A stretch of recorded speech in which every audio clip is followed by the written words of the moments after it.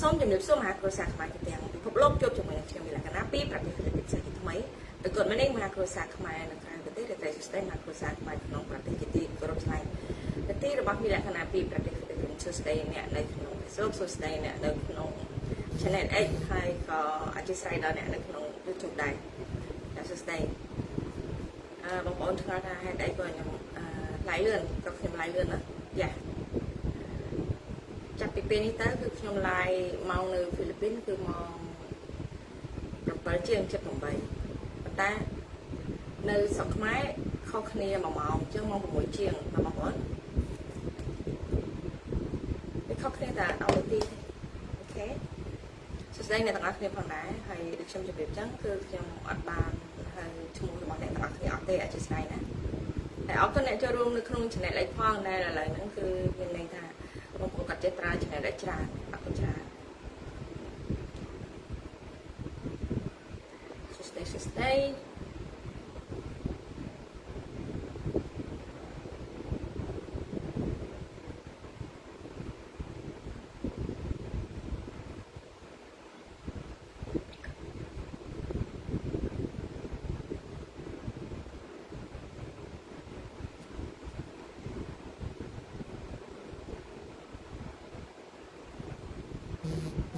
មានការកំសៀងទី1បងសខាទី2សួស្ដី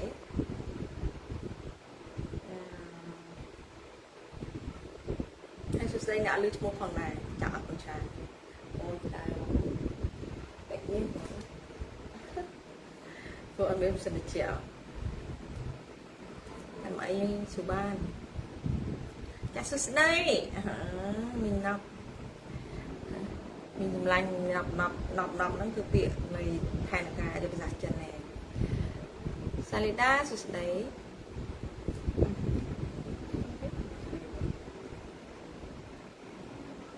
ជួបបងស្រីណាស់ណា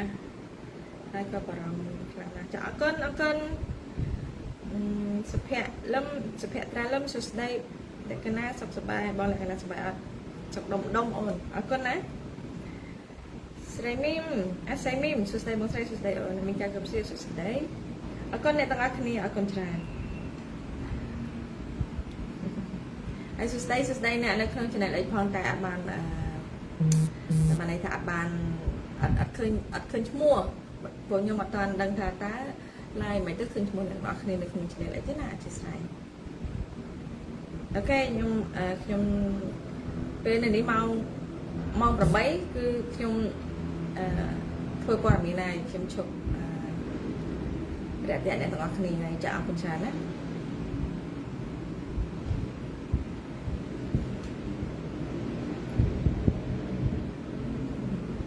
លោកវណ្ណៈសួស្ដីបានមុខយូរមកចាសួស្ដីសុវត្ថិភាពនឹងវាចាប់យើងចាសសួស្ដីចាសួស្ដីអរគុណអូនអរគុណអ្នកទាំងអស់គ្នានៅការបារម្ភខ្ញុំបារម្ភដូចអ្នកទាំងអស់គ្នាដែរប៉ុន្តែខ្ញុំគិតថាមុនក្រោយក៏គង់តែស្លាប់ទេអញ្ចឹងក៏គិតថាតាមហ្នឹងទៅជាងអត់បានធ្វើអីសោះអញ្ចឹងវានៅអត់ស្ងៀមយ៉ាងណាក៏អរគុណអ្នកទាំងអស់គ្នាប៉ុន្តែអ្នកទាំងអស់គ្នាមិនអ្នកនិយាយប៉ះពាល់របបហ៊ុនម៉ាណែតផងយើងគិតមើលទៅអ្នកទាំងអស់គ្នាត្រូវគេសម្លាប់ដោយសត្វដូចធាតុចឹងអញ្ចឹងខ្ញុំនិយាយប៉ះពាល់ឬក៏ដឹងពីផែនការក្បត់របស់គេវាបើគេសម្លាប់ក៏វាស័ក្តិសមដែរតែខ្ញុំបានធ្វើកិច្ចការងារតែអ្នកទាំងអស់គ្នាអត់ធ្វើអីទេតែគេសម្លាប់អ្នកទាំងអស់គ្នាអញ្ចឹងអ្នកទាំងអស់គ្នាគិតថាវាស័ក្តិសមដែរឬក៏អត់អាហ្នឹងណាបងចន្ទថនសួស្ដីបងពេជ្រសាន់ឡូនសួស្ដីពេជ្រសាឡនណាសួស្ដីបងសួស្ដីអានឈ្មោះខ້ອຍជាស្រ័យបងអ្នកសុខភាពបងឥឡូវឈឺច្រើនណាស់យ៉ាអរគុណច្រើនអូនហ្នឹងហើយអរគុណវាត្រូវតែឈឺច្រើនហើយទី1នៅស្រុកយើងនោះវារលែងដាក់គ្មានហើយចំណីអាហារគីមីយីរុំយើងដូចញ៉ាំឆ្នាំពុលហ្នឹងណាបងហេតុនេះហេសួស្ដីបងស្រីសួស្ដីបងសួស្ដីសុខរានសួស្ដីជាមលីសួស្ដីចាសួស្ដីហើយទី2កម្រិតនៃវ៉ាក់សាំងវាដល់ហើយគេត្រៀមដើម្បីនៃការដួលស្លាប់របស់មនុស្សហើយនឹងការសម្លាប់នោះវាកើនឡើងច្រើនអីទេ rồi chị bên sửa đấy xây máy sửa đấy ở cần từng ác này hay mình mong muốn là gọi nó toàn đang đặt trong bàn like mà quay nhớ gọi toàn đang đó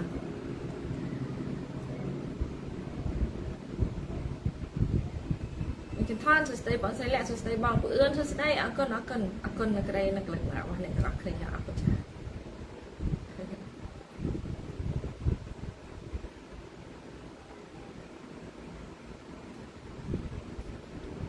ไอ้สุดท้ายเนี่ยนักเรียนชนะไอ้พองบางคนเนี่ยก็ได้เห็นโจมมือขยมนึกน้องไปสบู่ได้ใครเคยเนี่ยต่างนักเรียนการชนะไอ้เต้เนี่ยต่างนักเรียนโจละโจมือนึกน้องชนะไอ้ไปเด็กชมไล่ที่มือเนี่ยต่างนักเรียนเคยเจอเนี่ยต่างนักเรียนเป็นสวัสดิ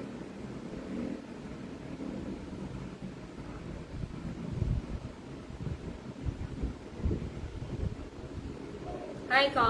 สุดท้ายเนี่ยแต่โจเจได้นะก็คนชาเนี่ยคนให้ก็คนเนี่ยไอ้เบดงไอ้ไม่ได้ไอ้เบดงต่างคลิปพร้อม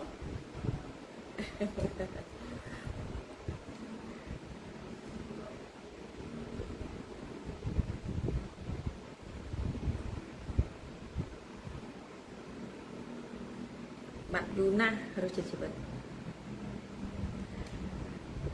บัดเฮยไอ้มาไว้มาในท่ามันตอนไหนแต่บัดสันใครนำมวยบัดเฮยโซนเชิงมาในท่าไอ้จีบยมสลับไปจะมาในท่ายมตอนไอ้บอกว่านะเอากระชาย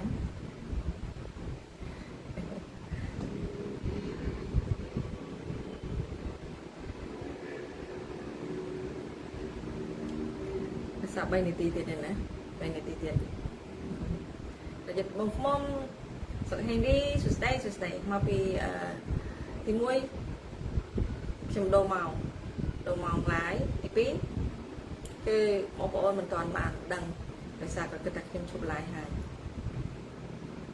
ไอ้ที่ใบเนี่ยต่างกันนี่มวยจุ่มโน้นก่อนเลยจำหายโจยชนำแล้วตีต่อจังนะอันนั้นคือมาไปก่อนเรียจังก็ไปอันนั้นแกมีนจะกระไรซอกนะโซยาจันโซยาจักไรจุดได้ฉันไม่เอาจุดได้บ้างเอาก้นชมมีนสกปรกละจะเอาก้นบ้างเอาก้นชนะจุดโปรเลยคีสมัยอยู่เว้นจากใครละบ้างเอาไปได้จุดได้โปรใส่เลยกันนะจุดได้บ้างช่างใจรำไรปรมีนข้างในเนี่ยจุดได้ไอ้จุดได้เนี่ยนึกนึงจะได้เลยพัง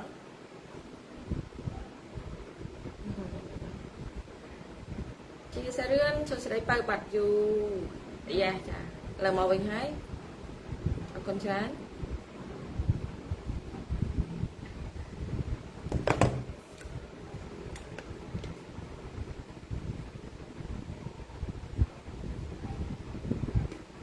nên để cái đá khăn á bọn con cầm đá ngay khăn láng sai chiềuนั่นนี่ฮะngày class 3 chương dân không nói là 3 chương dân phải ngày bữa tay nơi đấy về ngày class vì là xài chương là hồi đầu kia bữa cả son bữa tay kia được trong pram này là cái chơi mừng riêng một chiếc bọt kia thử đua srop năng các thiên cái đai bài na các thiên thực trạng bài na các thiên khai liêng bài na các thiên về đây chui đây bài na nôm lương bài na kia phải một chiếc bọt kia tổng ọt này cái đăng đừng có thằng kia thử prong kia bảo vệ là chẳng á sọc kia nữa cô sọc kia nè cò cái admin là tập hiệp là đôi bật đây dương này miền mê đặng nom mà hà sẽ thấy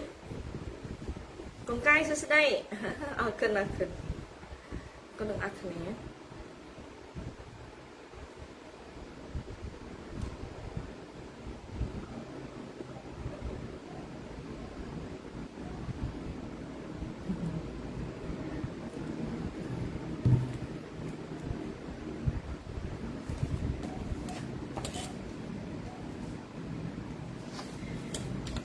xin cho bóng con mai dân còn chết phở cho nên lấy tổng óc ni hói á trong cái thang trong bạch pra mình bạch like con này tổng óc ni nghe năng ma tụi con mình lọ hay nên tổng óc ni ai đạp việc chặt chẽ của nàyแต่trong cái thang bóng con mai dân còn nhẹ vô cho tục đạn nơi tích bị đẹp con được nông ca pra cho nên lấy tích mình tên mà cho nên lấy với con tôi so đó bóng con là miền cứ sạch đẹp con là miền đa cái hai ta mau cục phục này phim đây miền là bảy cá cho bạn lò Truth Social ហ្នឹងគឺរបស់ក្រុមហ៊ុនរបស់លោកប្រធានាធិបតី Donald Trump ចំណែក channel នេះគឺរបស់ Elon Musk អូខេឥឡូវដល់ម៉ោងហើយបងប្អូនណាឥឡូវយើងប៉ុណ្្នឹងចុះហើយក៏អរគុណបងប្អូនជួយចូលមុនចូលក្រោយបងប្អូនពាក់ព័ន្ធនៅក្នុងថ្ងៃនេះដែរខ្ញុំលើកអំពីប្រព័ន្ធដែលគេកំពុងតែរៀបចំហើយនៅការដែលស៊ីជីនពីងទៅដល់ស្រុកខ្មែរនេះហើយដែលមានការប្រកាសចំហរបស់ហ៊ុនម៉ាណែតយើងនឹងហើយខ្ញុំបញ្ជាក់ទៀតក្នុងនាមខ្ញុំជាកូនខ្មែរមួយរូបខ្ញុំសូមបដិសេធគ្រួសារតកូលហ៊ុនហើយជាពិសេសហ៊ុនម៉ាណែតមិនមែនជានាយករដ្ឋមន្ត្រីរបស់ប្រទេសកម្ពុជាទេមិនមែនជាមេដឹកនាំប្រទេសកម្ពុជាដែលខ្មែរទទួលស្គាល់ទេហើយក្នុងនាមខ្ញុំជាកូនខ្មែរមួយរូបសូមបដិសេធរាល់ការដែលលើកឡើងរបស់ហ៊ុនម៉ាណែតឲ្យមើលឃើញថាកម្ពុជាគ្រប់គ្រងចិនកុម្មុយនីសដើម្បីបង្កសង្គ្រាមឈ្លានពានតៃវ៉ាន់ខ្ញុំសូមបដិសេធក្នុងនាមខ្ញុំជាកូនខ្មែរមួយរូបបញ្ជាក់ច្បាស់ណា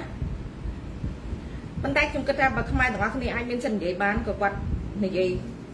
ប្រកាសចំហដែរណាមិនដាច់ទៅដាច់អាហ្នឹងបញ្ជាក់ឲ្យច្បាស់ហើយមួយទៀតហេតុអីបានស៊ីចិនពីងមកប្រទេសកម្ពុជានៅក្នុងអំណាចរបស់ហ៊ុនម៉ាណែតបងប្អូនមានដឹងទេចុះពេលដែលហ៊ុនសែន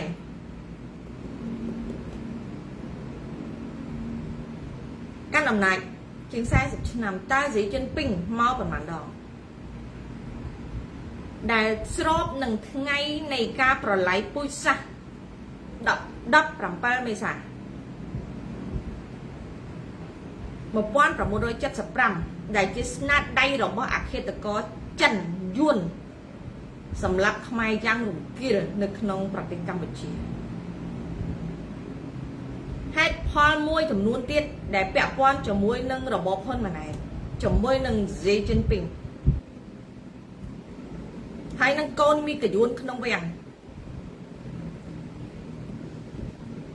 ទី1ស៊ីជីនពីងចាត់ទុកហ៊ុនម៉ាណែតគឺស្មើនឹងប្រៀបដូចជាស៊ីជីនពីងទី2មិនមែនត្រឹមតែចាត់ទុកដូចជាម្ដេចពុកទេបងប្អូនត្រូវយល់ណាហេតុអីបានចាត់ទុកដូចជាស៊ីជីនពីងទី2ទាំងដែរនៅកម្ពុជាប្រទេសតូចទេយ៉ាប្រទេសតូចទេប៉ុន្តែការអនុវត្តរបស់ហ៊ុនម៉ាណែតហើយនឹងស៊ីជីនពីងគឺជាទម្រង់តែមួយដោយសារតែប្រជាពលរដ្ឋខ្មែរយើងអត់ដែលបានទទួលព័ត៌មាននៃការដឹកនាំរបស់កុម្មុយនីសចិនក្រោមអំណាចរបស់ស៊ីជីនពីងដែលធ្វើបាបនឹងកាប់សម្លាប់ប្រជាជនចិនស្លូតត្រង់រាប់លានអ្នកក្នុងមួយឆ្នាំដោយសារគេបិទព័ត៌មានទើបអ្នកទាំងអស់គ្នាអត់ដឹងថាតើផែនការដែលហ៊ុនម៉ាណែតអនុវត្តសប្តាហ៍ថ្ងៃនេះចេញមកពីខាងណាឥឡូវនេះបើប្រៀបធៀបទៅគេថាឪពុកហើយនឹងកូននេះឪពុកធွာហើយនឹងកូនមិនមែនបានន័យថាមិនដាច់ម៉ែគាត់ទៅសហហាយជាមួយនឹងស្រីទេណាមែនទេបញ្ជាក់មិនដូចពួកឈួតលើកឡើងថាបុណ្យតានីមួយលេដឹកធោអីអត់ទេមិនមែនទេបញ្ជាក់ម្ដងទៀតឲ្យច្បាស់ណាអាហ្នឹងហើយបងប្អូនត្រូវដឹងមួយទៀតថាបើបងប្អូនរស់នៅក្នុងរបបនេះអ្នកទាំងអស់គ្នាត្រូវស្គាល់អំពីទម្រង់ឬក៏ស្គាល់អំពីមនុស្សនេះឲ្យច្បាស់ថាតើជាប្រភេទបែបណាហើយបើបងប្អូនស្គាល់អំពីលក្ខណៈរបស់ស៊ីហើយអញ្ចឹងបងប្អូនមិនពិបាកនៅក្នុងការកំណត់ផែនការរបស់ម្ដេចណែតទេបងប្អូនយល់ទេព្រោះដូចខ្ញុំប្រាប់អញ្ចឹងគឺ copy paste នៅចិនគេធ្វើអីមកនៅខ្មែរគេធ្វើហ្នឹងគឺ copy paste មក copy 100%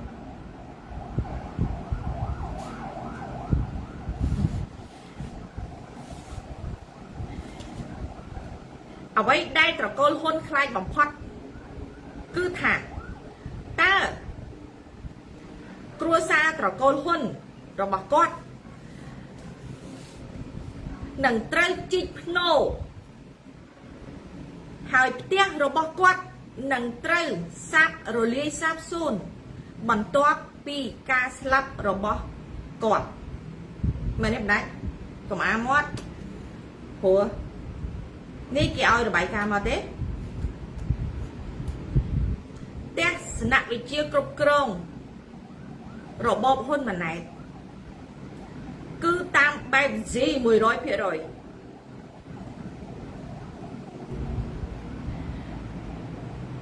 មនុស្សកាន់តែច្រើនស្លាប់កាន់តែល្អឥឡូវមើលរាល់ថ្ងៃមិនដែរគេដែលខ្វល់អំពីការស្លាប់របស់ប្រជាពលរដ្ឋខ្មែរទូទាំងប្រទេសដែរទេឥឡូវមើលទាំងអស់គ្នាទៅនេះខ្ញុំគ្រាន់លើកនៅចំណុចហើយអ្នកទាំងអស់គ្នាសង្កេតតាមដានខ្លួនឯងណាមនុស្សកាន់តែច្រើនវេទនាកាន់តែច្រើនកាន់តែប្រសើរហើយមួយទៀតនៅក្នុងប្រទេសកម្ពុជាគេចាត់ទុកជាពីរក្រុមមនុស្សនៅក្នុងប្រទេសកម្ពុជាគេបែងចែកជាពីរក្រុមប្រជាជនគឺជាទេសកលមួយក្រុមប្រជាជនទូទាំងប្រទេសដែលជាខ្មែរគឺជាទេសកលមួយក្រុមសមាជិកគណៈបកប្រជាជនគឺជាទេសកលមួយក្រុមទៀតបានន័យថាមនុស្សនៅក្នុងប្រទេសកម្ពុជាទាំងអស់មិនថាអ្នកឯងនៅវណ្ណៈរដ្ឋមន្ត្រីឬក៏អ្នកជាប្រជាពលរដ្ឋសាមញ្ញគេបានត្រឹមតែជាទេសកលពាក្យថាទេសកលតើមានន័យបែបណាហើយឥឡូវនេះអ្វីដែលសំខាន់សង្គ្រាមបានមកដល់ហើយសង្គ្រាមបានមកដល់ហើយកុំជឿខ្ញុំណាប៉ុន្តែបើចង់ឲ្យព័ត៌មានខ្ញុំនេះខ្លាយទៅជាព័ត៌មានមិនពិតសម្ដេចគួរតែ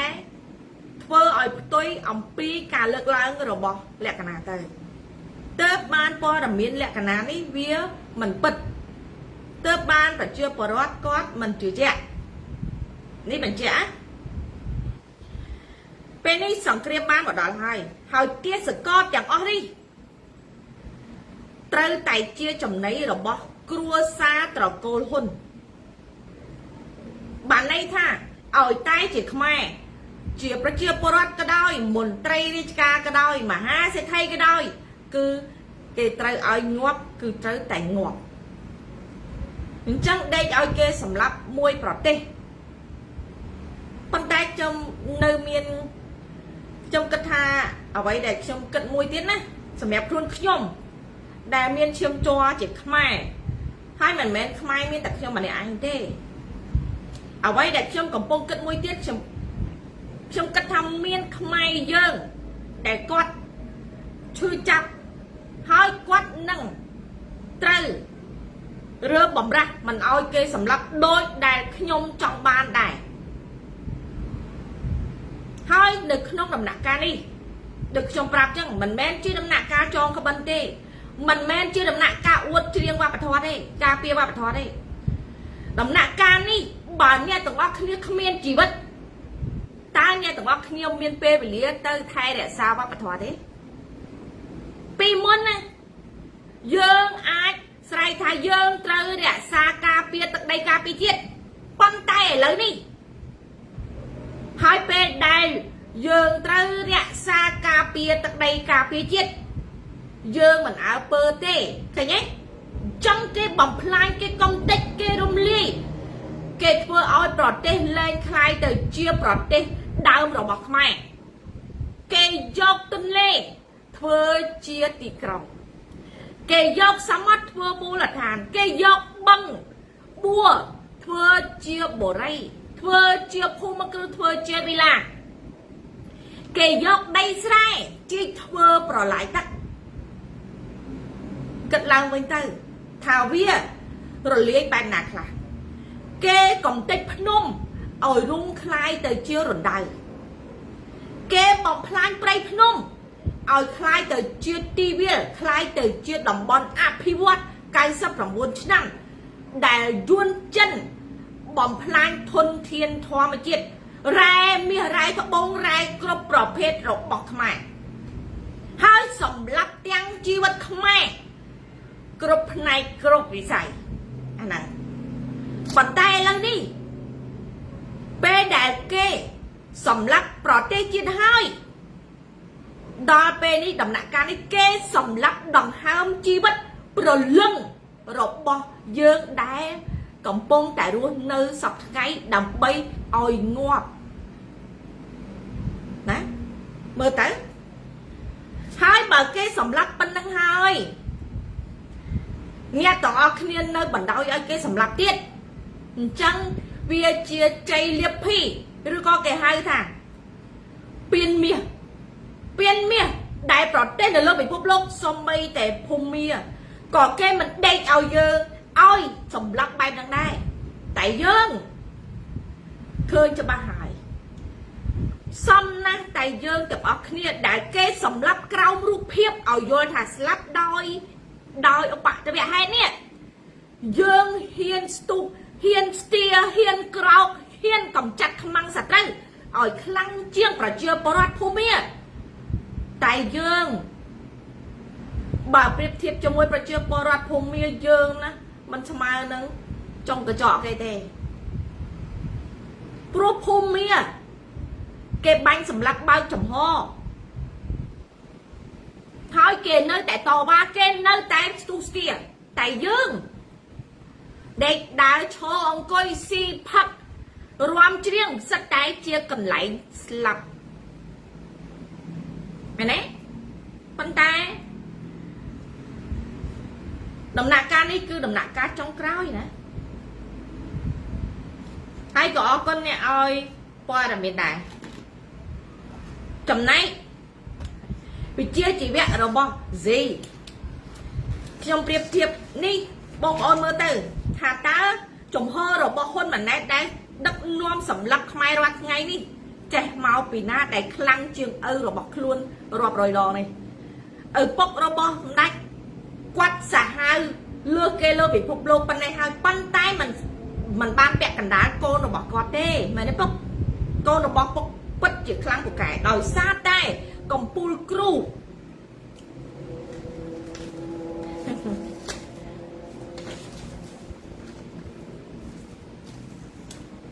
កំពូលគ្រូគឺស៊ីហើយយើងឃើញមួយទៀតពេលដែលស៊ីចូលទៅដល់ប្រទេសកម្ពុជាគេឲ្យក្រុមរបស់គេលើកឡើងសូត្រអំពីជីវប្រវត្តិរបស់ស៊ីជីនពីងមែនទេអ្នកដែលផុសផ្សព្វផ្សាយអំពីប្រវត្តិរបស់ស៊ីជីនពីងនិយាយអត់ត្រូវទេហេតុអីទេចាំថ្ងៃក្រោយខ្ញុំនឹងលើកអំពីប្រវត្តិស៊ីបែបណាខ្លះហើយបើខុសជេរខ្ញុំឲ្យឆ្អែតទៅ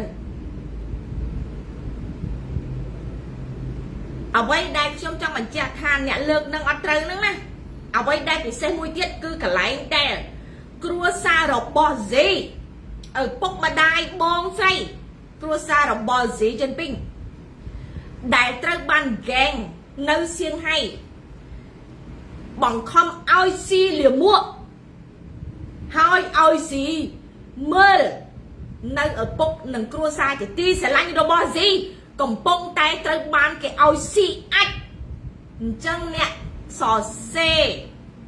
ប្រវត្តិរូបស៊ីទៅសិក្សាស្រាវជ្រាវឡើងវិញផងអានេះចំណុចមួយទេនៅមានចំណុចច្រើនទៀតបើចង់ដឹងអញ្ចឹងឲ្យច្បាស់ណាហើយបើថាខ្ញុំនិយាយខុសសួរស៊ីខ្លួនឯងមើលទៅតើស៊ីគ្រួសាររបស់ស៊ីធ្លាប់ស៊ីអាចដែរទេមនុស្សដែលអាក្រក់ប្រវត្តិគ្រួសារស៊ីហើយនឹងគ្រួសារសម្ដេចពុកមិនខុសគ្នាទេពេលដែលនៅក្រីក្រត្រូវបានពួកវណ្ណៈពួក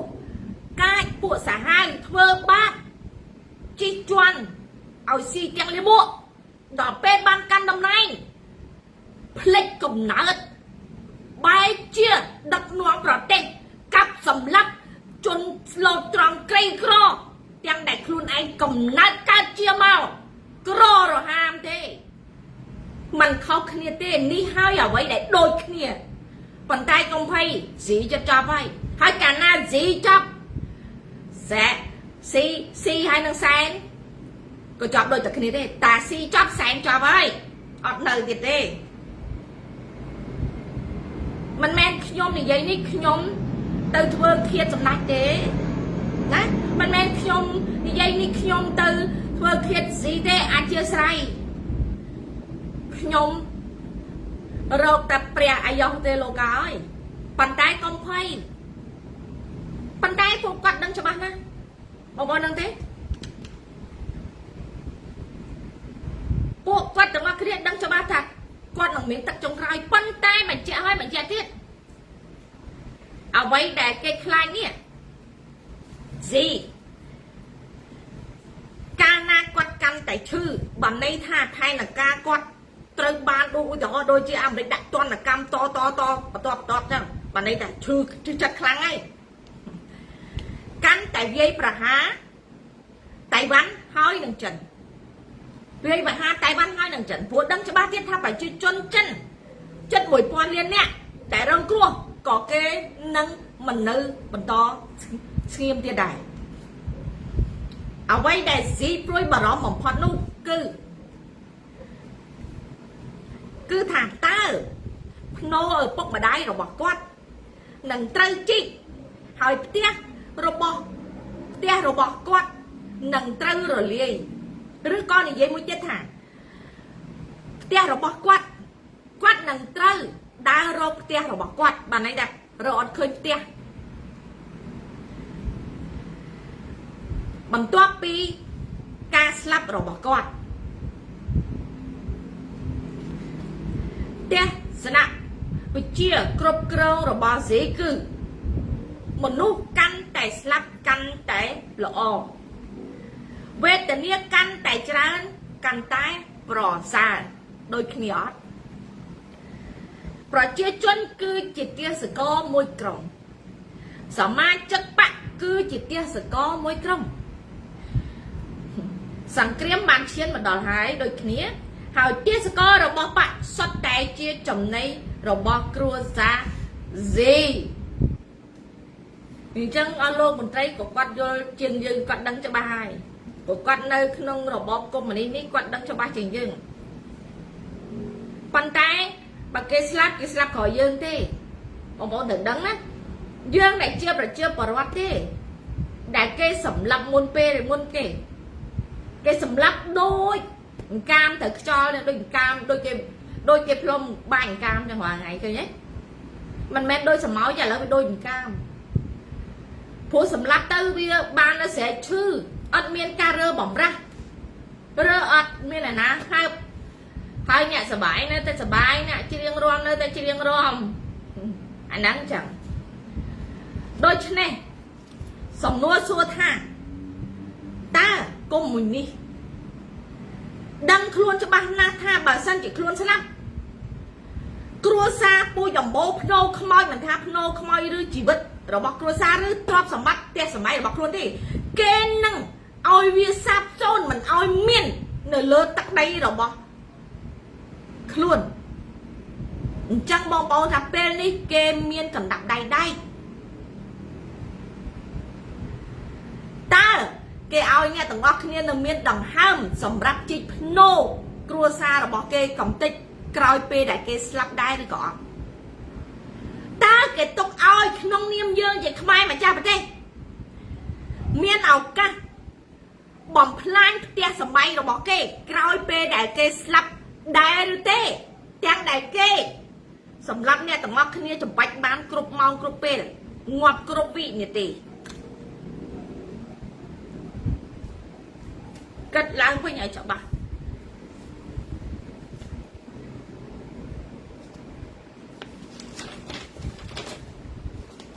ហើយក៏អរគុណអ្នកដែលពិសេសដែលឲ្យរបាយការណ៍តាំងពីដើមរហូតមកដល់ឥឡូវនេះអរគុណច្រើន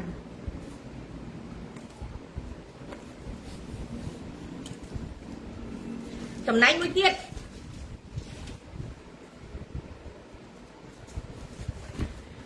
របាយការណ៍ស៊ើបអង្កេតចិនបានបញ្ជូនមនុស្សដើម្បីបញ្ជាការចរាចរណ៍នៅក្នុងប្រទេសចិនដែលជាកម្មករធម្មតានៅចិនមានកម្មករច្រើនឥឡូវនេះគេបិទរោងចក្រហើយអត់មានរោងចក្រធ្វើអញ្ចឹងច្បាស់ជាកម្មករចរាចរណ៍ដូច្នេះគេប្រើយុទ្ធសាស្ត្រប្រើឡានក្រុងដើម្បីដឹកជញ្ជូនកម្មករចិនទាំងនោះដើម្បីបញ្ជាការចរាចរណ៍ចូលទៅតាមព្រំដែនភូមាឬក៏មីយ៉ាន់ម៉ាក្នុងមួយថ្ងៃរាប់ម៉ឺននាក់ដើម្បីបញ្ចូលទៅតាមរយៈផ្សេងដោយសារតែមួយទៀតនៅក្នុងប្រទេសភូមាកំពុងតែចរាចរណ៍ពាក់ព័ន្ធជាមួយនឹងការដែលអាចិនបង្ករញ្ជួយដីអញ្ចឹងប្រជាពលរដ្ឋមិនបានអាឡែងចាប់អារម្មណ៍រឿងចិនហូរចូលទេរវល់តែព្យាយាមរស់សិន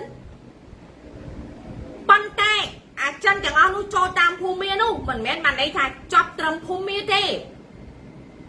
នៅប្រទេសភូមាមានរោងចក្ររបស់ចិនដែលមានតម្លៃមួយរាប់លានដុល្លារមិនមែនរោងចក្រអៀនប៉ាន់ដូចនៅប្រទេសកម្ពុជាទេបងប្អូនទៅចាំណាចិនបានយកប្រទេសកម្ពុជាប្រទេសភូមាធ្វើរោងចក្រដើម្បីឲ្យយល់ថាពេលដែលអ្វីនឹងចប់ឲ្យមើលឃើញថាពិតជាមានការចរចាបញ្ចប់សង្គ្រាមពិតប្រាកដនៅថ្ងៃមុខគឺចិននឹងបញ្ចូលជនជាតិចិនដែលកុម្មុយនីសទាំងអស់នោះចូលមកតាមរយៈបំពេញនៅក្នុងប្រទេសកម្ពុជាឲ្យពេញហើយបញ្ចូលឲ្យនៅក្នុងប្រទេសភូមាផងនៅថៃផងជាពិសេសគឺចូលនៅក្នុងប្រទេសកម្ពុជាឲ្យបានច្រើនដែលអាចចូលទៅបានព្រោះនៅក្នុងប្រទេសកម្ពុជាងាយស្រួលបំផុតដោយគ្មានអ្នកណាគេនឹងរវល់នឹងការដែរចូលទេដោយសារតែអត់មានអ្នកណាហ៊ានក្អកអញ្ចឹងគេត្រូវតែសម្រុកបុកចូលឲ្យហៀសល់ប៉ុន្មានបានគេបញ្ចូលទៅតាមភូមាចូលតាមថៃ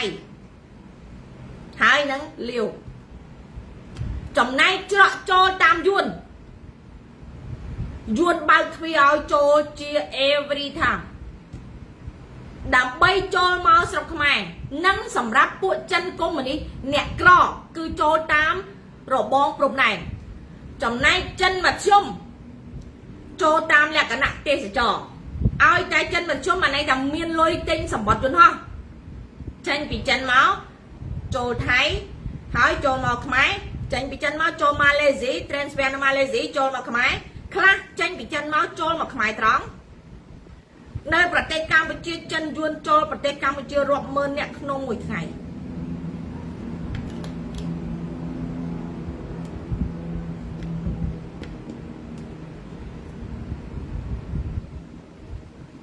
បើមិនជឿសួរមន្ត្រីអន្តោប្រវេសន៍ទៅសួរលោករដ្ឋមន្ត្រីទៅបើមិនជឿប៉ុន្តែយើងនៅធម្មតាទៅមិនអីទេគេមិនយើងអញ្ចឹងតាសក់អាណាក្បាលអាហ្នឹងតាតែឥឡូវក្បាលនឹងខ្លួនអត់មានជាប់គ្នាទេណាសក់ហើយនឹងក្បាលក៏អត់ជាប់គ្នាដែរមើលទៅមិនមែនសម្រាប់យើងធម្មតាទេហើយប៉ុន្តែអ្វីដែលសំខាន់យើងនៅធម្មតាគេសម្រាប់យើងមិនធម្មតាទេប៉ុន្តែយើងទាំងអស់គ្នានៅធម្មតាយេអាហ្នឹងមួយគឺយេយើងអត់ប្រែប្រួលទេយើងនៅធម្មតាអញ្ចឹងយេយល់សំខាន់ខ្មែរយើងស្មោះត្រង់អញ្ចឹងនៅតែធម្មតាខ្លាចបាត់សន្តិភាពមែនទេហ្នឹងហើយមួយទៀតពាក់ព័ន្ធនឹងព័ត៌មានអន្តរជាតិនេះវាហើយនឹងការអនុវត្តនៅក្នុងប្រទេសកម្ពុជានៅក្រមសកលនិយមដែលឬក៏ក្រម WEF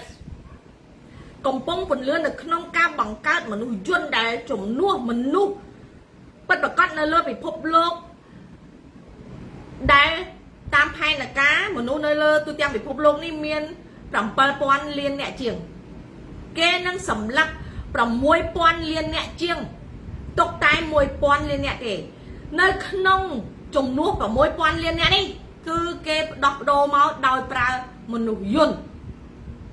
អញ្ចឹងឥឡូវនេះ ផែនការចុងក្រោយនេះមកទាំងអស់ណាមកទាំងអស់ប៉ុន្តែនៅប្រទេសកម្ពុជាគេមិនបាច់ប្រើមនុស្សយន្តទេគេមិនបាច់ប្រើមនុស្សយន្តទេនៅលើពិភពលោកគេនឹងប្រើមនុស្សយន្តទាំងអស់នេះដើម្បីកំទេចមនុស្សតាមផែនការបន្ទាប់ផែនការដំបូងដែលបន្ទាប់ពីអាមេរោគហើយនឹងវ៉ាក់សាំងបើសិនជាកាលណាគេបង្កើតឲ្យយល់ថាសម្រាប់កូវីដមនុស្សស្លាប់អត់តាមគ្រប់តាមផែនការមនុស្សគេនឹងដាក់ផែនការទី2គឺផែនការវ៉ាក់សាំងអាកូវីដដើម្បីសម្រាប់មនុស្សបន្ថែមព្រោះគេគិតថាបើផែនការទី1អត់ត្រូវអត់សម្រេចត្រូវដាក់ផែនការ2ផែនការទី3នៅមានបន្តបន្ទាប់ឥឡូវនេះអាផែនការទី3បានមកដល់ហើយឆាប់នេះទេគេផលិតមនុស្សយន្តនេះចេញអស់ហើយមនុស្សយន្តទាំងអស់នេះសម្រាប់យ៉ាងសាហាវបំផុតរាល់ថ្ងៃគេកំពុងប្រម៉ូទទិន្នន័យអ្នកដែលកំពុងតែប្រឈមនឹងការស្លាប់ដោយសារវ៉ាក់សាំងឥឡូវនេះគេបញ្ជាក់ថាស្លាប់វាមិនទាន់សភាពការរបស់គេបានន័យថាអ្នកដែលចាក់វ៉ាក់សាំងទាំងអស់គឺត្រូវតែស្លាប់អញ្ចឹងឥឡូវវាមិនទាន់បានតាមសភាពផែនការអញ្ចឹងគេត្រូវតែពន្លឿននៅក្នុងការដែលបញ្ចេញមនុស្សយន្តនៅក្នុងពេលដ៏ខ្លីស្របពេលដែលនឹងម្ដេចជាមួយនឹងសេធ្វើសង្គ្រាមឈ្លានពានតៃវ៉ាន់ដើម្បីបង្កសង្គ្រាមលោកលើកទី3ឲ្យទាល់តែបានសម្រេចតាមផែនការឥឡូវហ្នឹងហើយស្ថានភាពមួយទៀតនៅលើមេឃមានយន្តហោះគ្មានមនុស្សបើកដែលខ្ញុំធ្លាប់ប្រាប់អ្នកទាំងអស់គ្នាថាដើម្បីដិតឬក៏បាញ់យន្តហោះទម្លាក់អីហ្នឹងគឺអាយន្តហោះគ្មានមនុស្សបើករបស់ក្រុមពួកសកលនិយមចំណែកនៅក្រោមទឹកគឺមាននាវាចម្បាំងនាវាមួយទឹកដែលគេត្រៀមរួចរាល់ទាំងអស់ទូទាំងពិភពលោករបស់ពួកអាបំផ្លាញពិភពលោកដែលមានចិនកុម្មុយនីសឬក៏ស៊ីដែរចំណែកនៅក្រោមដីគេមានប្រព័ន្ធផ្លូវប្រព័ន្ធបណ្ដាញរបស់គេខ្វាត់ខ្វែងសុវត្ថិភាពរបស់ក្រុមពួកសកលនិយមនេះរួចរាល់អស់ទៅហើយ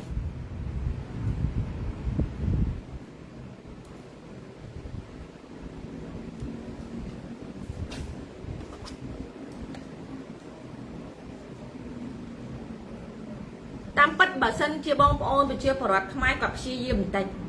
ដែលខ្ញុំធ្លាប់ប្រាប់អ្នកទាំងអស់គ្នាអំពីការដែលថែរក្សាសុខភាពបើអ្នកទាំងអស់គ្នាទី1ឈប់ប្រើប្រាស់ទឹកកកឈប់ពិសាទឹកកកតាំងពីដើមមកព្យាយាមពិសាទឹកក្តៅគ្រប់ពេលណាដែលយើងស្រេកទឹកយើងត្រូវតែប្រើទឹកក្តៅកុំញ៉ាំទឹកកកឬក៏ទឹកត្រជាក់ខ្លាំងហើយសោះទី2ឈប់ប្រើប្រាស់ភេសជ្ជៈដែលផលិតលក់នៅលើទីផ្សារក្នុងប្រទេសកម្ពុជាទាំងអស់ចំណីអាហារត្រូវប្រើនៅការដាំដុះនៅជុំវិញផ្ទះហើយថ្នាំដែលជួយអ្នកទាំងអស់គ្នាបានអត់នៅឆ្ងាយគឺនៅចក្រានបាយទេខ្ទឹមសខ្ទឹមក្រហមខ្ទឹមបារាំងខ្ញីល្មៀតទាំងអស់នេះសិតតែជាឱសថទឹកបំផុតខ្មែរយើងដើមទៀបបារាំងនៅពេញទឹកពេញដីស្លឹកទៀបបារាំងស្លឹកទៀបបារាំងយកមកដាំឆុងធ្វើតែផឹកស្លឹកត្របែកស្លឹកស្វាយសំខាន់កុំប្រើជីគីមីបាញ់វា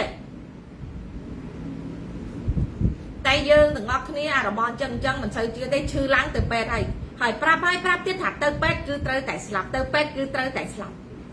តែធ្វើម៉េចយើងមិនមែនដុកទ័រគេមិនជឿយើងទេ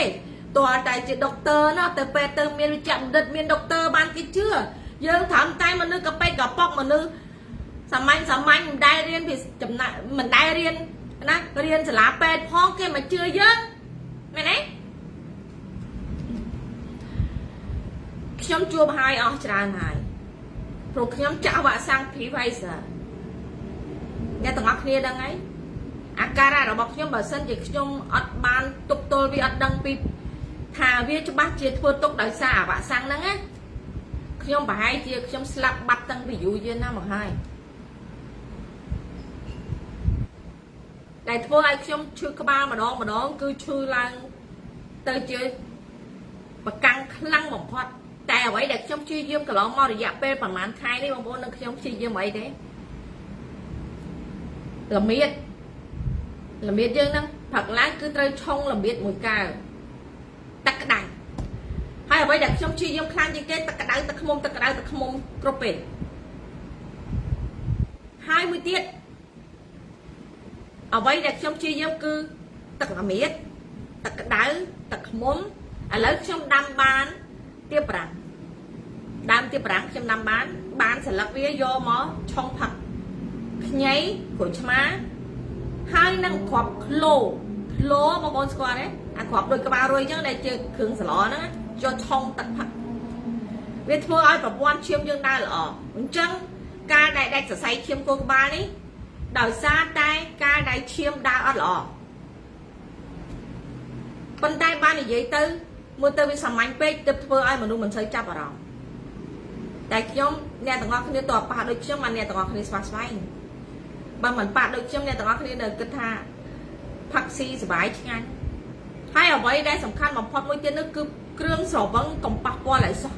ប៉ុន្តែសូមអធិស្ឋានហើយទៅខ្មែរកំពូលហើយចូលឆ្នាំថតពីងឲ្យមើលទៀតខ្ញុំមិនសរសើរមិនបានទេណាអ្នកមានខ្មែរគឺអ្នកមានពេលចូលឆ្នាំស្រាបៀរសិតតែក្លាសេដាក់ពីងផុសអួត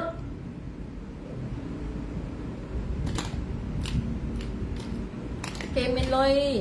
មិនដូចយើងអ្នកក្រអត់លុយអត់មានលុយណាទៅទិញវីយ៉ាទិញស្រាផឹកយ៉ាងហើយកុំថាឲ្យគេមិនថាឲ្យគេទេគ្រាន់តែខ្ញុំនឹងវាចេះតែស្ដាយជីវិតរបស់អ្នកទាំងអស់គ្នា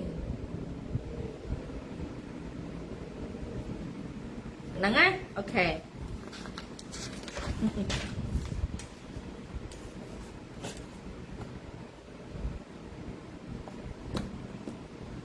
ហើយមួយទៀតអ្នកបង្កើតវ៉ាក់សាំងរបស់ចិន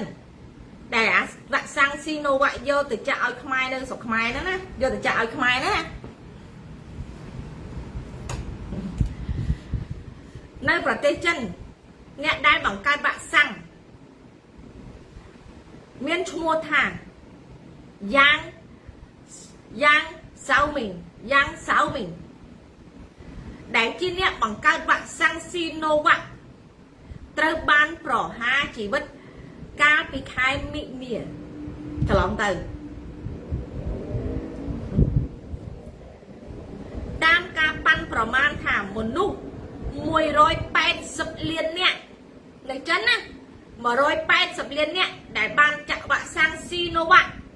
នៅក្នុងប្រទេសចិនបានកើតដុំសាច់ខួរក្បាលឬក៏គេហៅថាមហារីកកម្រិតធ្ងន់និងសរសៃឈាមបេះដូងដោយសារតែការចាក់វ៉ាក់សាំងស៊ីណូវ៉ាក់នេះបើយើងគិតថាអូគេសម្រាប់អ្នកផលិតអ្នកបង្កើតវ៉ាក់សាំងអញ្ចឹងមិនន័យថាចិននឹងល្អហើយមិនទាន់អស់ហេពិតណាស់កំភ្លើងបានសម្លាប់យ៉ាងហ្សៅមីងដែលជាអ្នកផលិតវ៉ាក់សាំងស៊ីណូវ៉ាក់គុំមួយនេះធ្វើឲ្យគុំមួយនេះប្រើឲ្យធ្វើហើយចុងក្រោយត្រូវទទួលកំហុសគ្រប់យ៉ាងបានន័យថារាល់មន្ត្រីរបស់គុំមួយនេះដូចខ្ញុំប្រាប់ថាត្រឹមតែជាទេសកលនេះឯងឲ្យឯងធ្វើកិច្ចការងារគ្រប់យ៉ាងអាក្រក់សាហាវហើយចុងក្រោយទម្លាក់កំហុសគ្រប់យ៉ាងទៅឲ្យយល់ថាឯងធ្វើខុសច្បាប់ពិតប្រាកដឲ្យយល់ថាក្នុងនាមខ្លួនឯងជាមេដឹកនាំពិតជាគ្រប់ច្បាប់ពិតប្រាកដតែលើគេថាស្លាប់ហើយហើយណាត្រៀមខ្លួនទៅស្លាប់ហើយ ទឹកខ្ញុំធ្លាប់5អញ្ចឹងមានទោសទៀតមានទោសទ្រព្យសម្បត្តិទាំងអស់ត្រូវតែរឹបអូសទៀតអូអញ្ចឹងខ្ញុំគិតថាតើក្រុមមួយចំនួនដែលកំពុងតែនៅតែធម្មតាជាមួយរបបកុម្មុយនីសគិតថាអោបដៃអោបជើងគ្រួសារតកូលហ៊ុនហើយដែលមានទ្រព្យសម្បត្តិបំពោគ្រួសារតកូលហ៊ុនដើម្បីរក្សាអំណាចហើយគិតថាអាចមានជីវិតរស់ហើយនៅក្នុងរបបគ្រួសារសម្ដេចមនុស្សប្រភេទដូចជាសៅមីងដែលគេហៅថាមនុស្សកំពូលអាក្រក់ដែលធ្វើរឿងអាក្រក់ឲ្យរដ្ឋាភិបាលរបបគ្រួសារតកូលហ៊ុននេះខ្ញុំគិតថាដូចជាមិនតិចទេមែនទេអញ្ចឹងហើយអ្វីមួយទៀតខ្ញុំលើកឡើងនេះខ្ញុំគិតថាពួកគាត់ដឹងច្បាស់ជាងយើងទៅទៀតហើយគាត់គួរគិតថាតើគាត់គួរតែរកផ្លូវរស់ឬក៏ត្រៀមស្លាប់ហើយរលាយទាំងអស់អ្នកដែលដឹងការពិតច្បាស់ជាត្រូវបំផ្លាញដោយកុម្មុយនីសហើយคล้ายទៅជាពប៉ែស្គាល់ពប៉ែទេចុះខ្មែរយើងតែនិយាយពាក្យថាស្វាស៊ីបាយលៀបមាត់ពប៉ែនោះដោយតែខ្ញុំធ្លាប់លើកទេនឹងคล้ายទៅជាពប៉ែរបស់ CCP នេះជាច្បាប់របបក្មេងទំនើងកុម្មុយនីសគេឬក៏អានេះគេហៅថាច្បាប់ក្មេងទំនើងកិនសាច់របស់ CCP អាហ្នឹងក្បាច់កិនសាច់របស់កុម្មុយនីសណា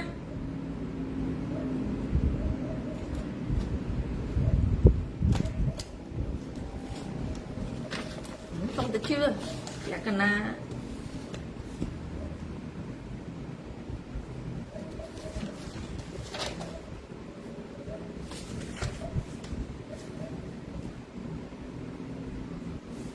មួយទៀត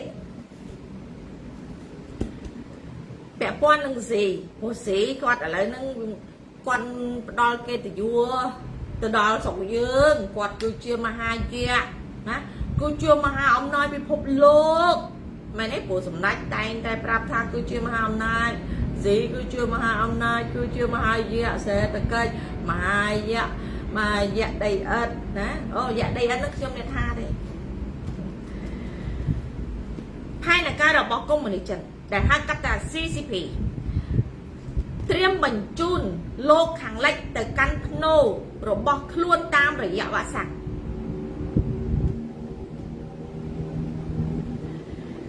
ក្រោមគ្រោះមហន្តរាយវ៉ាក់សាំងនឹងនាំឲ្យមានវិបត្តិសេដ្ឋកិច្ចរយៈពេល10ទៅ20ឆ្នាំនៅក្នុងសេដ្ឋកិច្ចពិភពលោកខាងលិចផែនការរបស់គេគិតថាពេលដែលមនុស្សចាក់វ៉ាក់សាំងទូទាំងពិភពលោកហើយជាពិសេសលោកខាងលិចនេះដែលខ្លាំងនេះដែលជាចង្កោមរបស់អាមេរិកនេះត្រូវតែស្លាប់ហើយត្រូវតែរលាយសេដ្ឋកិច្ចហើយកាលណារលាយសេដ្ឋកិច្ចអញ្ចឹងអ្នកណាជាអ្នកក្រៅប្រាប់មិនកុម្មុយនីសមិនសននេះ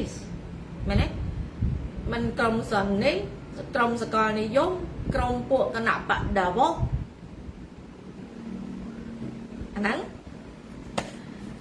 អញ្ចឹងហើយបានជា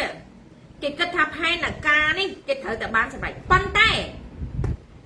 នេះហើយដែលវាពាក់ព័ន្ធនៅក្នុងករណីដែលសហរដ្ឋអាមេរិកធ្វើសង្គ្រាមពន្ធដារឃើញទេហើយបើសិនជាក្រុមលោកខាងលិចទាំងអស់នេះភ្លើ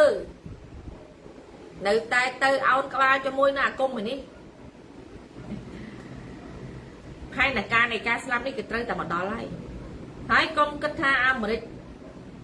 មិនខ្វល់ឲ្យសោះប៉ុន្តែឥឡូវនេះផែនការនៃការសម្លាប់ទាំងអស់នេះតែហាមមិនបានទេនៅក្នុងករណីដែរអ្នកដែលចាក់វ៉ាក់សាំងហើយទាំងអស់នេះណាតែបើឲ្យដួលសេដ្ឋកិច្ចពី10ឆ្នាំទៅ20ឆ្នាំតាមផែនការពួកសកលនិយម0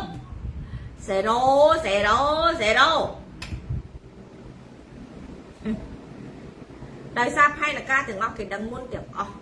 អ្នកដែលគេធ្វើកិច្ចការងារកម្ចាត់ពួកក្បត់ដែលជាក្រុមសកលនិយមនេះឯង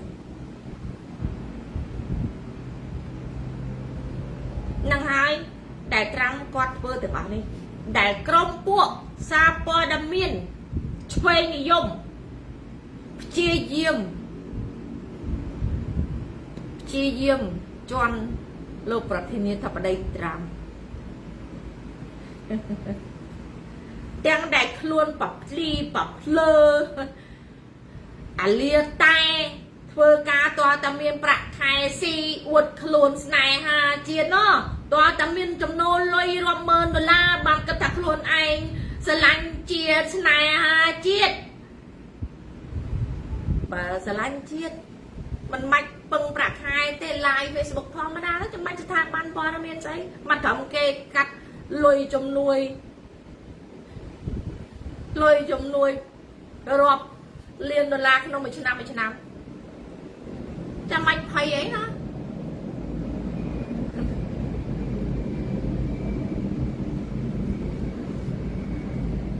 ហើយសេតហើយបំផ្លាញអរិយធម៌ទាំងអស់បានន័យថាបើផែនការរបស់គេនេះធ្វើឲ្យលោកខាងលិចរងគ្រោះដោយវ៉ាក់សាំងបានន័យថាត្រូវតែស្លាប់ហើយសេដ្ឋកិច្ចក៏អត់ទៀតរយៈពេល 4-10 ឆ្នាំអញ្ចឹងការក្តោបក្តាប់របស់គេគឺចូលប្រព័ន្ធដោយការសម័យអពោអញ្ចឹងបំផ្លាញអរិយធម៌ទាំងអស់និងផ្លាស់ប្ដូរគំរូនៃអរិយធម៌ទាំងអស់ឲ្យយល់ថាខ្លួនឯងនឹងគឺស្រឡាញ់អ្វីត្រឹមត្រូវ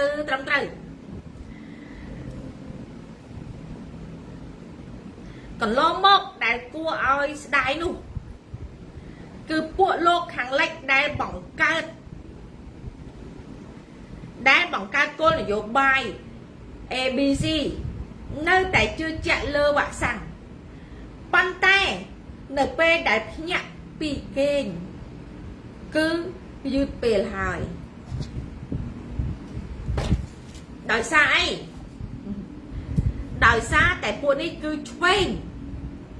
ហើយរឿងនេះមួយទៀតក៏ពាក់ព័ន្ធនឹងក្រុមអាឆ្វេងនយោបាយដែលមានសំរងស៊ីជាប្រធាននេះដែរហេតុអីបានសុកពេលដែលគេស្រែកឲ្យចាក់វ៉ាក់សាំង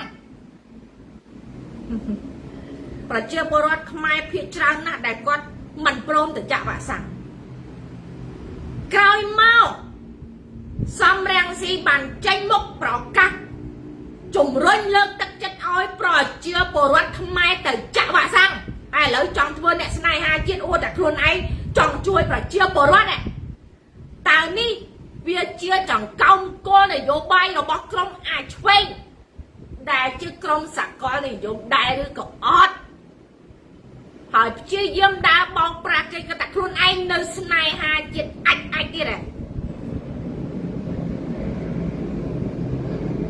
ខ្ញុំក៏សោកស្ដាយដែលខ្ញុំនៅក្រោមបន្ទាន់នយោបាយរបស់ពួកគេដែលខ្ញុំមិនទាន់បានលេងចេញពីគណៈបកកាលពីពេលនោះដែលខ្ញុំគិតថាគេជាមនុស្សដែលមានខួរក្បាលបេះដូងល្អដើម្បីជួយខ្មែរតែពួកវាសិតតែជាពូជដេដែលឆ្លាតទេព្រោះពួកវាធ្វើតាមប្រព័ន្ធនយោបាយឆ្វេងនិយមរបស់ក្រុម Democrat របស់ Obama Joe Biden Hillary Clinton ក្រុមពួកអាចឆ្វេងនេះគឺជាក្រុមរួមគ្នាដោយប្រយោលនៅក្នុងការដែលកំទេចមនុស្សស្លូតត្រង់ជាពិសេសចូលរួមនៅក្នុងការដែលបើកដៃឲ្យរបបគ្រួសារតកូលហ៊ុនដែលជាឆ្កែយួនចិនសម្លាប់ខ្មែរតាមរយៈវ៉ាក់សាំងនេះដែរអ្នកឯងគិតថាអ្នកឯងត្រឹមត្រូវហើយអ្នកឯងចេញមកទទួលខុសត្រូវទៅពេលដែលអ្នកឯងជំរុញលើកទឹកចិត្តឲ្យប្រជាពលរដ្ឋទៅចាក់វ៉ាក់សាំងព្រោះប្រជាពលរដ្ឋរួមទាំងខ្ញុំគិតថាអ្នកឯងរស់នៅប្រទេសសេរីអ្នកឯងមានចំណេះដឹងខ្ពង់ខ្ពស់ហើយគិតថាអ្នកឯងមានបេះដូងល្អប៉ុន្តែថ្លើមអ្នកឯងត្រូវឆ្កែស៊ីបាត់នេះហើយជាគោលនយោបាយរបស់ក្រុមអាឆ្វេងជាមួយគ្នាដែលជួយរបបដេរឆានឥឡូវនេះ គេដឹងថាទឹកចុងក្រោយពីសង្គ្រាមតៃវ៉ាន់ចប់លោកលើកទី3បើសិនជាផែនការមកកសង្គ្រាមលោកលើកទី3នេះបរាជ័យផ្លូវមួយទៀតគេផ្លូវចរចាផ្សះផ្សាបង្រួមជាតិដើម្បីយួនចិនខ្លាយទៅជាខ្មែរខ្លាយទៅជាខ្មោចហើយឲ្យពួកអាសត្វនយោបាយទាំងអស់នេះដើម្បីចូលតុចរចាអ្នកនយោបាយពិតប្រាកដដែលធ្វើដើម្បីជាតិវានឹងនាំគ្នាចាប់ដាក់គុកឬក៏សម្លាប់នៅពេលដ៏ខ្លីខាងមុខនេះអ្នកដែលស្មោះត្រង់នយោបាយនៅក្នុងស្រុកត្រៀមទៅគេនឹងសម្លាប់អ្នកទាំងអស់គ្នាហើយគេអត់ទុកអ្នកទាំងអស់គ្នាឲ្យទៅឆ្អឹងបំពង់ករបស់គេទេ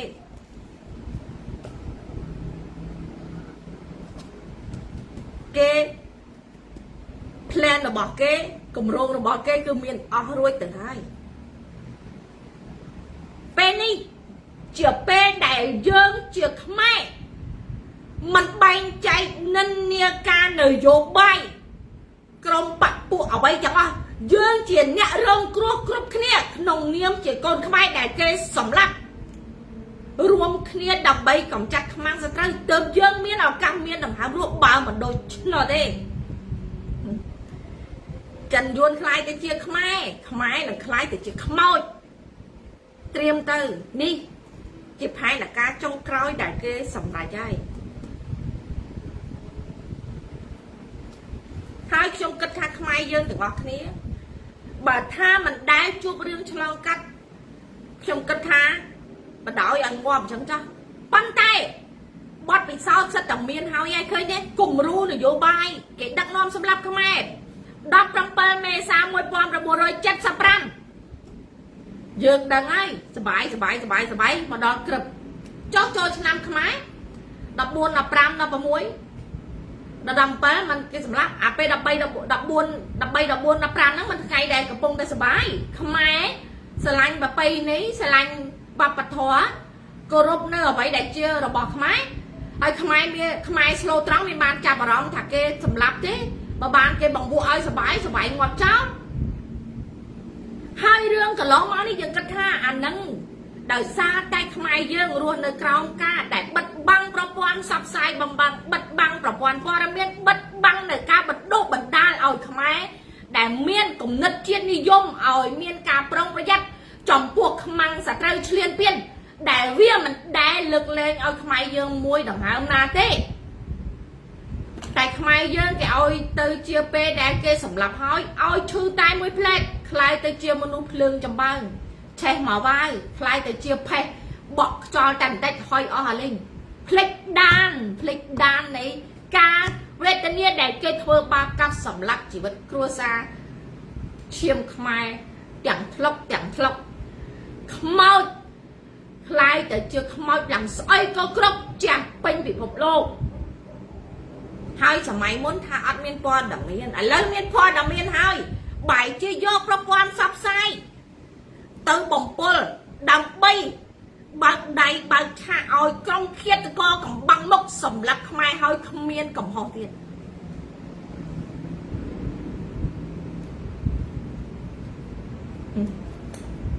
ហើយមួយទៀតដូចខ្ញុំប្រាប់អ្នកទាំងអស់គ្នាកន្លងមកម្សិលមិញខ្ញុំប្រាប់ហើយថាមេរោគវានឹងមកFauci ដែលជា Big Pharma ឬក៏គេហៅថាប្រធានសុខាភិបាលរបស់អាមេរិកឬក៏ប្រធានដែលជាអ្នកធំជាងគេនៅលើពិភពលោកនៅក្នុងការសញ្ញេឲ្យឧទាហរណ៍ថាគេផលិតថ្នាំអីគេពិសោធន៍ស្រាវជ្រាវហើយថាវាមានគុណភាពស័ក្តិសមនឹងប្រើគេអនុញ្ញាតណា Fauci ជនក្បត់ជាតិអាមេរិក Fauci នេះពេលដែលមិនទាន់បោះឆ្នោតប្រធានាធិបតីដូណាល់ត្រាំជាប់ជាប្រធានាធិបតី Fauci គាត់បានចេញសេចក្តីប្រកាសបន្ទាប់ពីស្រែកឲ្យពិភពលោកសម្លាប់មនុស្សដោយកូវីដហើយនឹងវ៉ាក់សាំងរួចមកគាត់ក៏បានចេញប្រកាសព្យាករណ៍ថារលកបន្ទាប់នឹងคล้ายទៅជាជំងឺផ្ដាសាយបាក់សីមិនចាំទេហើយវាដាក់លើឋានៈសត្វហើយវាដាក់លើឋានៈសត្វដូចជាឆ្មាឆ្កែតែជាសត្វនៅក្នុងស្រុកមន់អីចឹងទៅសត្វគ្រប់ប្រភេទដទៃទៀត hai vía chlong hai lực lại thảo viên đừng chlong tam cho à mê rong nó bị hai tam cho từ chlong của mình nữ à nắng á ni hai chỉ cho từ xa đây sầm lắm mà nút tam hai là cá rồi bó bộ sợi con này giống rồi có bộ chân tôm đi hai đừng chlong trao chương covid rồi đó nè để trong quay cắt tụng môn của nó mau trong prata kết đằng say tham miên mê rô prata say tay với admin nè tại trong ô con mà cô sa khai thì ti sửa lại kẹp chia dương bằng tu mê rô sọc khai khơi như cái ao mơ khôi kẹp bánh làm làm ấy tại nghe tầng óc kia mình nhập à cái gì lại nâng môi ô con nghe tầng óc kia mình đẹp tôi dương miên khô các bạn đôi chân này hai miền ngoài thế để giặt bề môn đi tay mê rong đi kia ăn ban mình chụp thế á công chờ lắm tại cây mình chụp á bằng tu chia sẻ con mình bán kê sầm lạp tam để giặt đá đặt bàn trôn mê rong tam chấm này à há cột bọc hết được trong rạp chứ miền trăm tê hai anh mà để giặt bề còi đi kê bạc cá oi nhẹ miền sky này đấy nhẹ miền sạch sky dâu tới cho bàn chi quạt ở miền trăm ấy nơi sọc máy mình tay vẫn không hai là cá ní kê mình thưa tại nơi sọc máy thế không khơi là Philippines này có cái thưa đài đợi sao vì miền công á con thì dùng crop protein đúng không để việc bẹ quan đó vì nơi tại pra ăn đủ quạt tam hai là cá không WEF được ở đây ai chẳng bong bon thời trăm bảo kê say tha nè sky miền mê rô đa sai bạc xoay mê rô ớt xoa ớt sky ớt cái đam ấy hai kể hai nè tao ngọc kia sọc cái bạc cả thay vô sky vô chma vô muôn để chả bà xăng còn tơi chảo sao pro kê nè dọc lên ha nè tao ngọc kia sky chma rồi bỏ nè tao ngọc kia đi pe đặt nè tao ngọc kia vô sky vô chma tới cái nằng chặt mê rô từ lứa sạch sky rồi bọn này tụi con này đại kia thì gì thao bà xăng đối đại kia chặt mê rô bằng thêm từ lứa dương tụi con này đại kia say thao bà xăng chia ba covid này chắc ở vậy cục giang cứ kết thua rằng na ôi dương slap ngọt slap ba sân mà nụ đại chia mê đặc non miên khua cả ba chia mà nụ tay bằng tách cùng on chương cái á dọc á cùng nít của cái nó không ca đâu bởi thi xa sầm lắm mà nuôi nè dọc từ thưa chia rương trăm trâu chui sòng cua mà nuôi sòng cua hai đây sòng cua phải đây chết á nhưng cái thằng mình đâm chiêu viên lọ vì xe vì sai và phần nào thế phần tay và phết mà nuôi về miền pi và phết mà nuôi á mình nuôi để trong lọc bay chiêu và vật sao miền pi và phết tim môi mình nuôi đây là o cha được nôngប្រវត្តិសាស្ត្រมันសាបសូន្យទី2មនុស្សដែលអាក្រក់ជាងគេនៅលើពិភពលោកដែលចានៅក្នុងប្រវត្តិសាស្ត្រគឺគ្រួសារហ៊ុនសែននេះហើយហ្នឹងអញ្ចឹងអ្នកទាំងអស់គ្នាកុំភ័យខ្លាចថាគេមិនសម្លាប់អ្នកទាំងអស់គ្នាតែខ្ញុំក៏គេតាមសម្លាប់ដែរកុំបារម្ភអញ្ចឹងអ្នកទាំងអស់គ្នាគួរគិតទៅថាវាមានរឿងអីកើតឡើងខ្លះហើយឃើញនឹងភ្នែកជួបខ្លួនឯងជួបនឹងមនុស្សដែលខ្លួនជាទីស្រឡាញ់ហើយ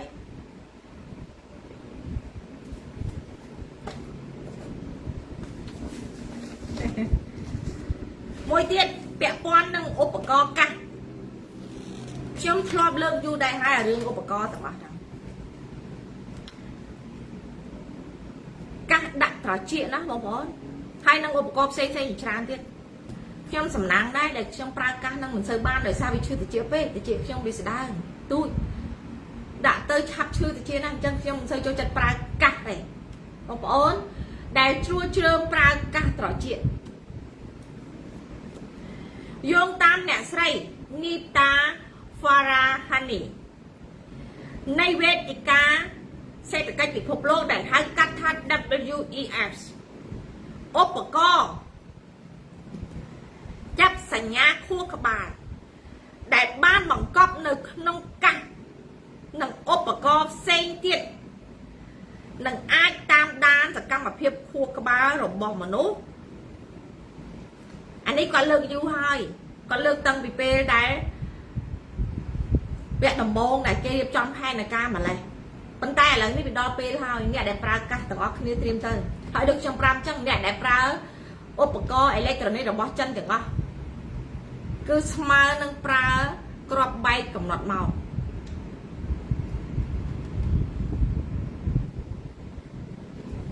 ឧបករណ៍ចាត់សញ្ញាខួរក្បាលដែលបានបង្កប់នៅក្នុងកាសនិងឧបករណ៍ផ្សេងទៀតនឹងអាចតាមដានខួរក្បាលរបស់អ្នកក្នុងពេលកន្លងមករហូតដល់នេះទៅមុខស្របតាមផែនការសង្គ្រាមលោកលើកទី3វាធ្វើឲ្យមនុស្សមានការអស់កម្លាំងមិនយកចិត្តទុកដាក់ធ្វើឲ្យមនុស្សមានចិត្តវង្វេងបាក់ទឹកចិត្តជាពិសេសគឺធ្វើឲ្យមនុស្សបាក់ទឹកចិត្តចង់ទៅចងកដូចជំរុញឲ្យមនុស្សចង់ទៅចងកចង់ទៅសម្លាប់ខ្លួនឧបករណ៍មួយចំនួនដែលពាក់ព័ន្ធនឹងឧបករណ៍កាសហើយនឹងបើស្រុកខ្មែរយើងប្រើរបស់ចិនសឹងតែ 100% ហើយរហូតធ្វើឲ្យមនុស្សចាប់ផ្ដើមរកការព្យាបាលអញ្ចឹងគេនឹងរកលេសមួយទៀតថាគេនឹងស្រែកថាមនុស្សកំពុងតែប្រឈមមានបញ្ហាអញ្ចឹងអ្នកដែលមានបញ្ហាអស់ហ្នឹងត្រូវតែដាក់ឈីបហើយដាក់ឈីបដើម្បីកាត់បន្ថយមេរោគដែលពាក់ព័ន្ធនៅក្នុងការគ្រប់គ្រងខួរក្បាលនឹងឲ្យវាស្ងប់ស្ងាត់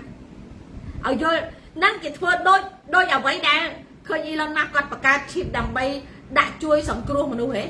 តែ Elon Musk ណាគេធ្វើដើម្បីជួយសង្គ្រោះមនុស្សពិការឲ្យខ្លាចទៅជាលែងពិការខួរក្បាលតែក្រុមពួក Aderechan WEF ឬក៏ពួកក្រុមសកលនិយមនេះគឺធ្វើពីមនុស្សល្អជាឲ្យខ្លាចទៅជាមនុស្សពិការរហូតដល់ស្លាប់វេទនាដល់ស្លាប់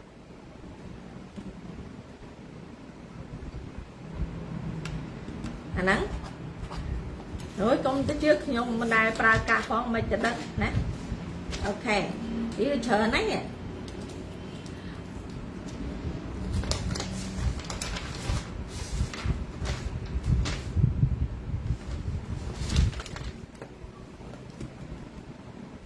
មួយទៀត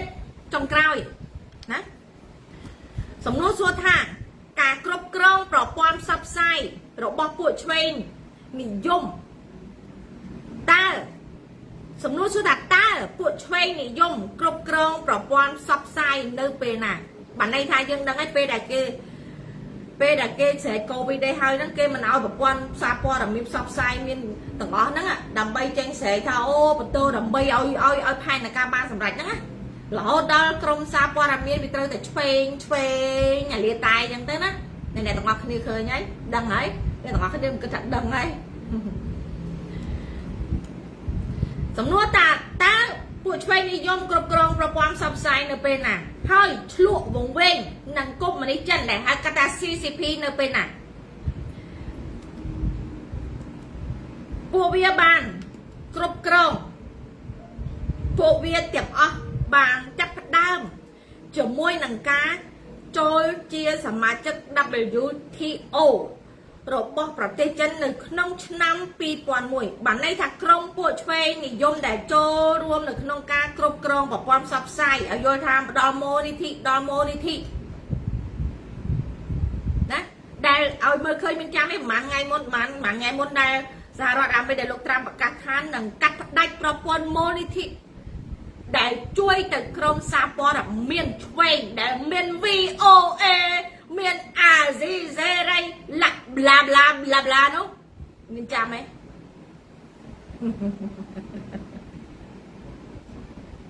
មានអ្នកខ្លោចង់ស៊ីស័យលក្ខណៈណាខឹងណាសំខាន់ប្រយ័ត្នគេបណ្ដឹងចេញពីអាមេរិកប្រយ័ត្នផងខ្ញុំបារម្ភណាបាននៅអាមេរិកហើយជូនពរសុខសប្បាយប្រយ័ត្នគេមិនត្រឹមតែផ្ដាច់មូលនិធិទេថែមទាំងគេស៊ើបអង្កេតប្រព័ន្ធពុកអលួយគេនិរទេសចេញពីសហរដ្ឋអាមេរិកទៅនៅជាមួយសម្ដេចប្រទេសអ្នកមានប្រយ័ត្នណា ដល់ពេលទៅនៅជាមួយសម្ដេចទៅសាលការដឹកនាំមកពីវត្តល្អណាប្រយ័ត្នណាមិនបាច់ភ័យទេខ្ញុំគង់តែស្លាប់ទេថារបបសម្ដេចទៅគេចង់ឲ្យខ្ញុំស្លាប់ចុះអ្នកស្នេហាជាតិអ្នកសារព័ត៌មានវិជ្ជាជីវៈទាំងឡាយទាំងពួងចង់ឲ្យលក្ខណៈស្លាប់ដែរអីយោអើយថាកុំភ័យខ្ញុំមិនអមតៈទេខ្ញុំគ្មានកូនក្រក់គ្មានអង្គរៈគ្មានឈ្នួលបំរើអីណាការពារជីវិតទេកុំបារម្ភមុនក្រោយគង់តែខ្ញុំស្លាប់ដូចតែគ្នាហ្នឹងគ្រាន់តែខ្ញុំស្លាប់ដោយមានកិត្តិយសឬក៏ថោកទាបពីខុសគ្នាប៉ុណ្្នឹងឯង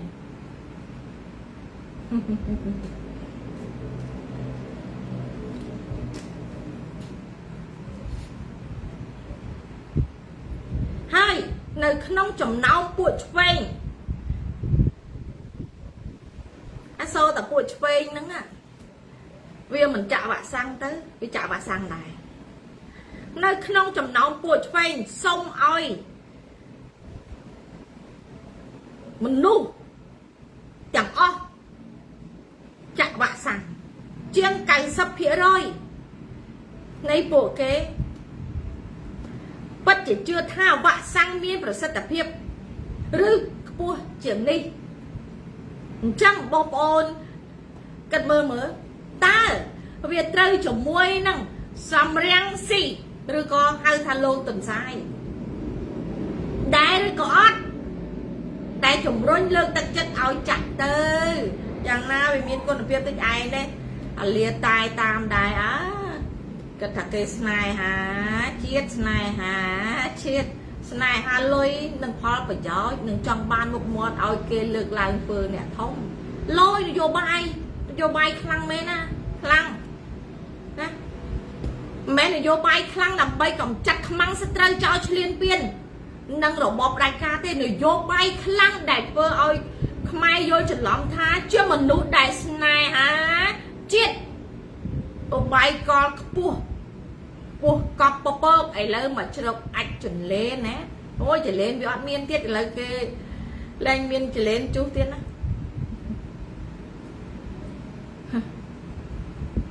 មែនទេ